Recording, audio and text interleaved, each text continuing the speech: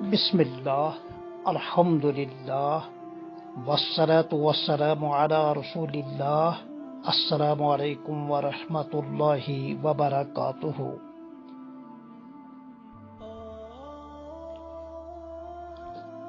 میں نے کئی ایک حضرات سے سنا ہے اور خود بھی بارہا دیکھا ہے کہ آپ یعنی ناصر فردوس صاحب محترم امام صاحب کے پیچھے پڑھی ہوئی تمام فرض نمازیں دہراتے ہیں۔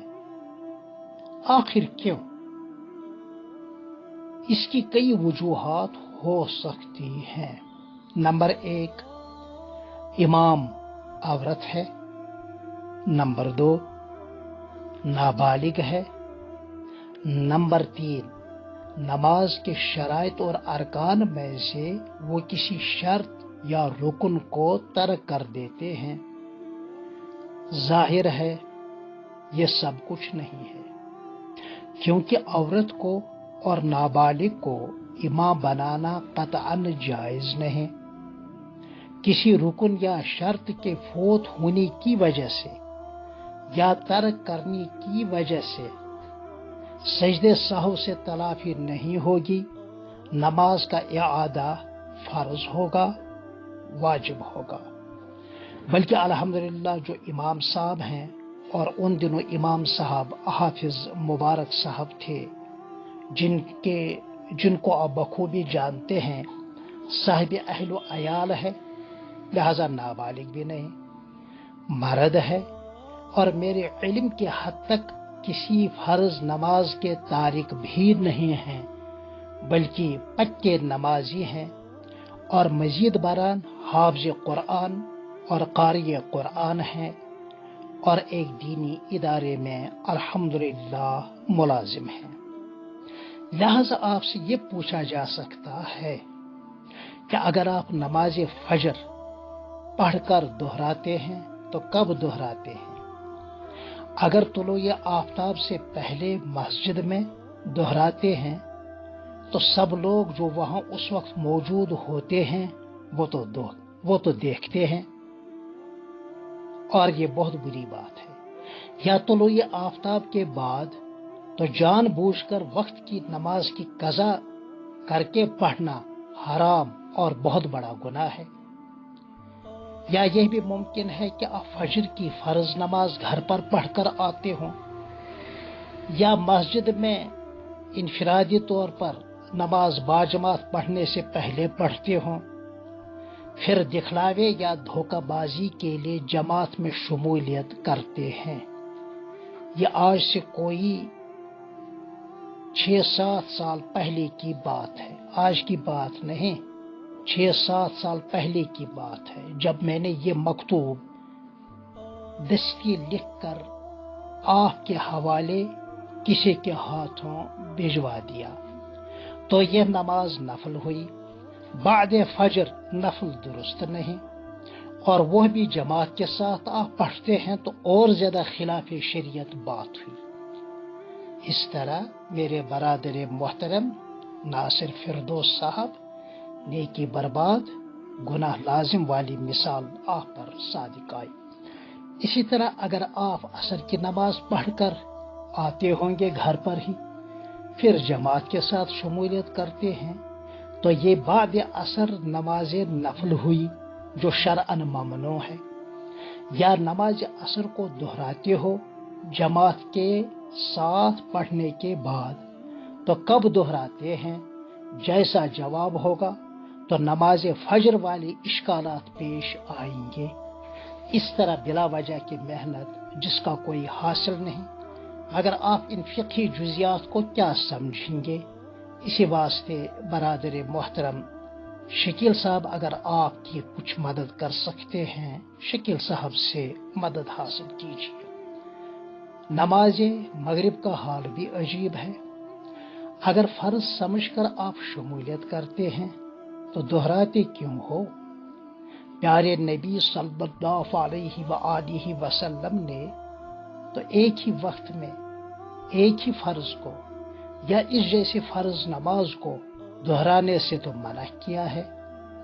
ہاں، احناف کے یہاں قضاء عمری کا مسئلہ اس سے مستثنا ہے۔ اگر نفل کی نیت سے پڑھتے ہیں تو 3 رکعت نفل کہاں ثابت ہے، وہ تو جائز ہی نہیں۔ اس طرح نماز مغرب میں نماز فجر کی طرح آپ کی مثال آسمان سے گرا کھجور میں اٹکا والا ہے۔ یہ محاورہ آپ پر صادق آتا ہے۔ اس طرح آپ بلا وجہ اپنے اوپر اتنا بوجھ ڈالتے ہیں جس کو عنقریب آپ اٹھانے سے عاجز ہوں گے، اور حالات نے بتلا دیا۔ آپ پھر ایسا نہیں کرتے تھے، بلکہ آپ نے سنا ہے لوگوں سے، مسجد ہی چھوڑ دی ہے۔ اس طرح میری یہ حقیر فقیر کی پیشن گوئی جلدی ہی پوری ہوئی۔ ہاں، اگر اعادہ نماز اس بنا پر کرتے ہیں کہ امام صاحب الحمدللہ ماشاءاللہ دیوبندی ہونے کی وجہ سے مسلمان نہیں ہے، نعوذ باللہ، تو اب تک جو لوگ ان کے پیچھے انہیں مسلمان سمجھ کر نمازیں پڑھ لیتے ہیں، جن میں آپ کے والد صاحب اور چچا جان اور دوسرے رشتہ دار اور الحمدللہ ہم سب مسلمان بھی ہیں، کیا وہ مسلمان رہے آپ کے مذہب کے مطابق؟ اگر نہیں رہے، نعوذ باللہ، تو ان کے نکاحوں کا، بلکہ خود اپنے والد کے نکاح کا کیا سوچا ہے جناب نے؟ اور تجدید ایمان و نکاح کے بغیر معاشرت اور زندگی کیسی ہے؟ Note of interrogation, note of exclamatory, ڈبلنگ۔ کیسی کانٹوں بھری راہ آپ نے اختیار کی ہے؟ مجھے آپ کا حال دیکھ کر بڑا ترس آتا تھا۔ یہ ان دنوں کی بات ہے۔ اس طرح یا صرف آپ ہی مسلمان ہیں، باقی نعوذ باللہ من ذالک کا سب کافر ٹھہرے، یا پھر آپ ہی کا ایمان کہیں خدا نخواستہ خطرے میں تو نہیں ہے۔ سوچ لیجئے گا میرے دوست، مرنا تو ہر ایک کو ہے۔ یہ چند سطریں میں نے اختصار کے ساتھ یہ مکتوب آپ کو سنوایا۔ یہ چند سطریں آپ کی خیر خواہی کی پیش نظر لکھی ہیں، کیونکہ آپ نے ابھی کچھ کہا تو یہ بطور دفاع ہے۔ آپ نے ابھی کچھ ایک سینڈ کیا ہے جس میں آپ کی زبان ادب سے ناشنا، تہذیب سے گری ہوئی، بہت زیادہ گری ہوئی ہے۔ اس لیے میں مجبور ہوا اپنی اس کتاب کا یہ مکتوب ریکارڈ کرنے کے لیے۔ اس کتاب کا فوٹو بھی ابھی انشاءاللہ بھیج رہا ہوں ٹائٹل کا۔ یہ انتہائی مجبور ہو کر اب اس مکتوب کو آپ کے سامنے پڑھ کر ریکارڈ کروا رہا ہوں۔ میں نہیں چاہتا تھا، لیکن آپ کے شکیل بھائی اور آپ نے مجھے اخلاقاً مجبور کیا۔ چند ایک فون آئے، وہ آپ کو اور آپ کے اس سرپرست کے بارے میں بہت کچھ کہہ رہے تھے۔ میں نے کہا خاموش رہو، شائستگی کے ساتھ، تہذیب کے ساتھ، متانت کے ساتھ، جہاں ہمیں ضرورت پڑے دفاعاً جواب دیتے رہو۔